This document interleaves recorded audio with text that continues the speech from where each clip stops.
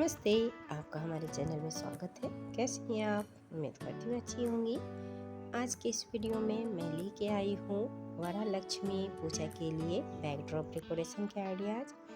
आप अगर अपने घर पूजा डेकोरेशन करना चाहती हैं तो वीडियो से आइडियाज़ ले सकती हैं। जो भी आपको पसंद आए उसका आप स्क्रीनशॉट लेके रख लें और आप देख सकती हैं फ्लावर्स से और बनाना ट्री से काफ़ी अच्छे डेकोरेशन आप कर सकती हैं।